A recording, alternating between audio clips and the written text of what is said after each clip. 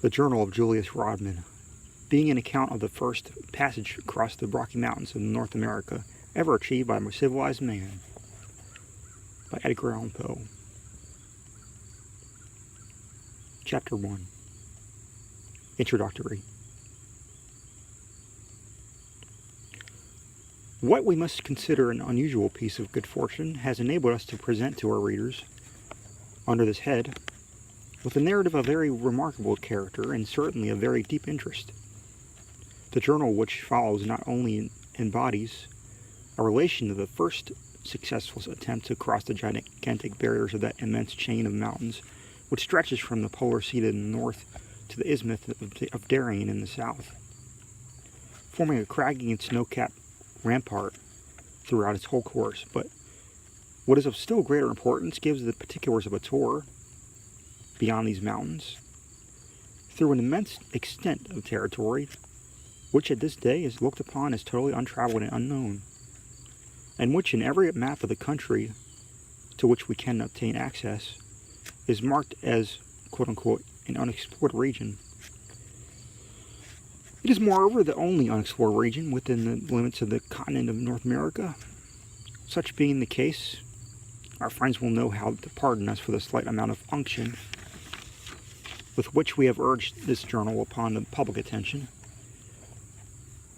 For our own parts, we have found in its perusal a degree and a species of interest such as no similar narrative ever inspired.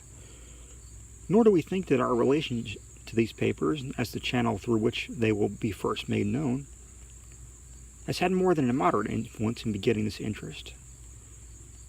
We feel assured that all our readers will unite with us in thinking that the adventures here recorded are unusually entertaining and important. The peculiar character of the gentleman who was the leader and soul of the expedition, as well as his historian, has imbued what he has written with a vast detail of romantic fervor, very different from the lukewarm and statistical error which pervades most records of the kind. Mr. James E. Rodman, from whom we have obtained the message, is well known to many readers of this magazine, and partakes in some degree of that temperament which embittered the earlier portion of the life of his grandfather, Mr. Julius Rodman, the writer of the narrative. We allude to a hereditary hypochondria. It was the instigation of this disease which was more than anything else led him to attempt the extraordinary journey here detailed, the hunting and trapping designs of which he speaks himself in the beginning of his journal were, as far as we can perceive, but excuses made to his own reason for the audacity and novelty of his attempt. There can be no doubt, we think, and our readers will think with us, that he was urged solely by a desire to seek, in the bosom of the wilderness, that peace which his peculiar disposition would not suffer him to enjoy among men. He fled to the desert as to a friend. In no other view of the case can we reconcile many points of his record with our ordinary notions of human action, as we have thought proper to omit 2 pages of the message, in which Mr. R. gives some account of his life previous to the departure up the Missouri. It may be as well to state here that he was a native of England, where his relatives were of excellent standing, where he had received a good education, and from which country he had emigrated to this in 1784, being then 18 years of age, with his father and 2 maiden sisters. The family first settled in New York, but afterwards made their way to Kentucky and established themselves almost in hermit fashion on the banks of the Mississippi, near where the Mills Point now makes into the river. Here old Robin died. Old Mr. Rodman died in the fall of 1790, and in the ensuing winter, both his daughters perished of the smallpox within a few weeks of each other. Shortly afterward, in the spring of 1791, Mr. Julius Rodman, the son, set out upon the expedition which forms the subject of the following pages. Returning from this in 1794, as hereinafter it's stated, He took up his abode near Abington, in Virginia, where he married and had 3 children, and where most of his descendants now live. We are informed by Mr. James Rodman that his grandfather had merely kept an outline diary of his tour during the many difficulties of his progress, and that the messages with which we have been furnished were not written out in detail from that diary until many years afterward, when the tourist was induced to undertake this task at the instigation of M. Andre Michel, the botanist and author of the Flora Borealis Americana and of the Historia des Chenets d'Amérique. M. Michel, or M. Michaud, it will be remembered, had made an offer of his services to Mr. Jefferson when that statesman first contemplated sending an expedition across the Rocky Mountains.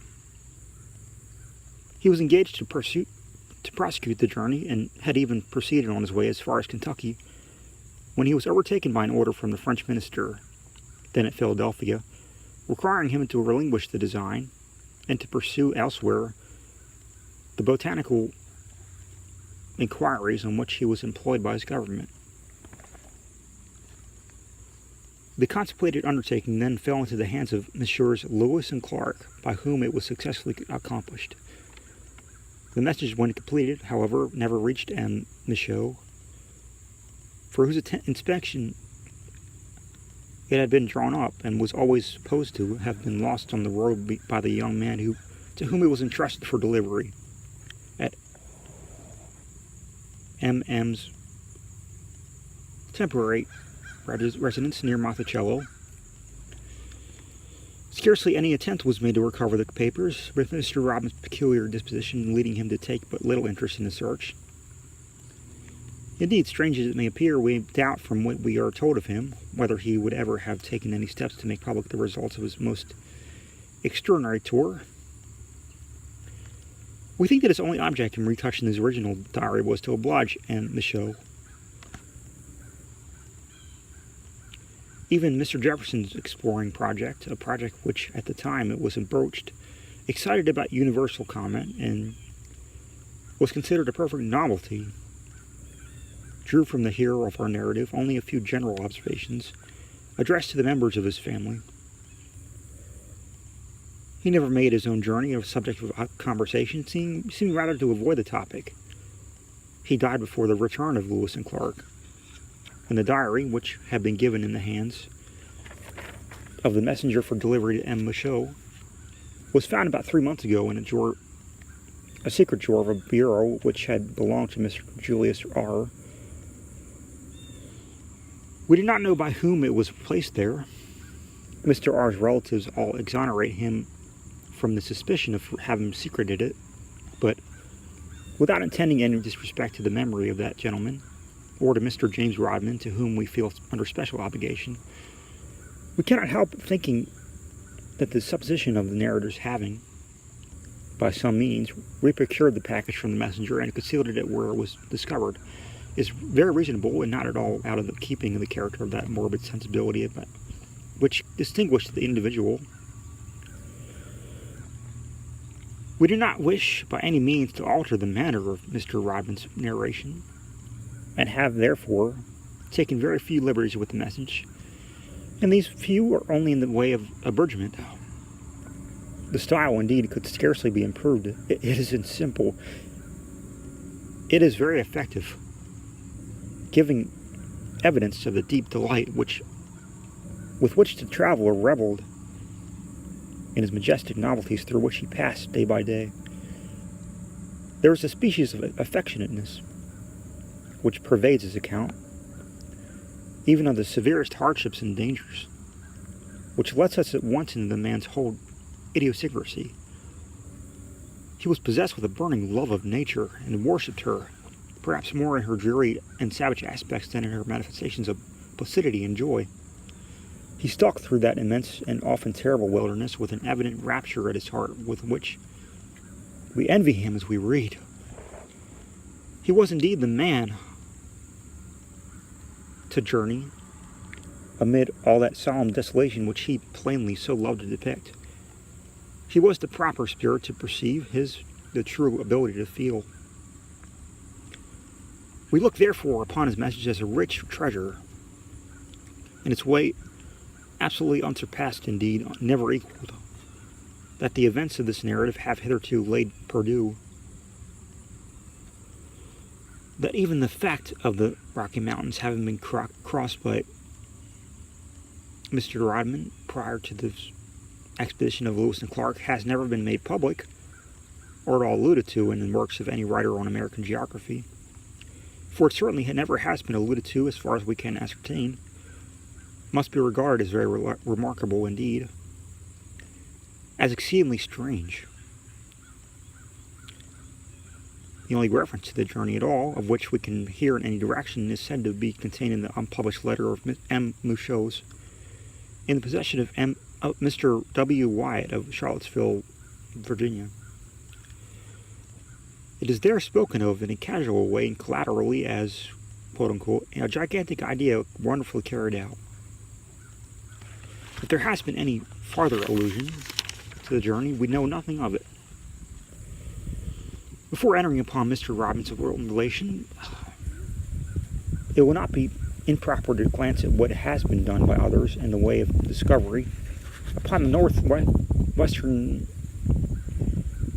portion of our continent. If the reader will turn to the map of North America, he will be better enabled to follow us in our observations.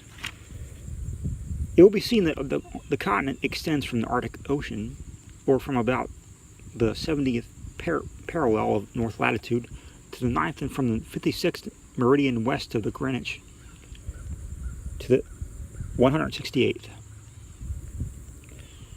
The whole of the immense extent of territory has been visited by civilized man, and in a greater or less degree, and indeed a very large portion of it has been permanently settled.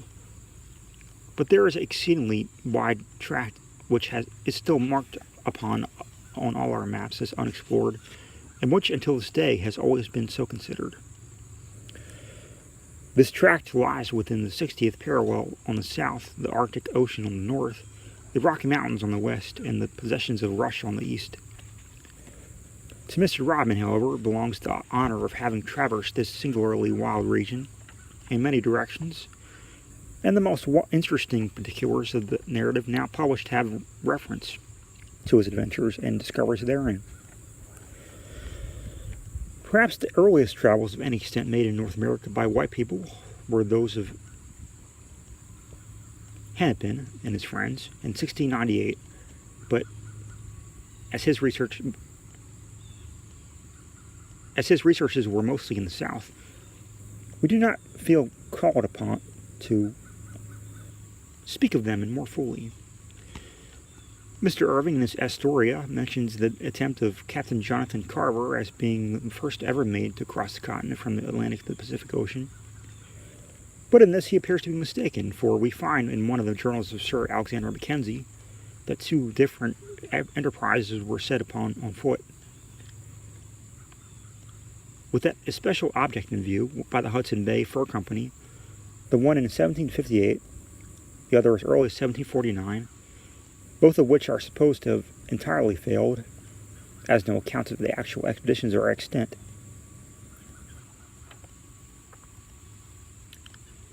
It was in 1763, shortly after the acquisition of the Canadas by Great Britain, that Captain Carver undertook the journey.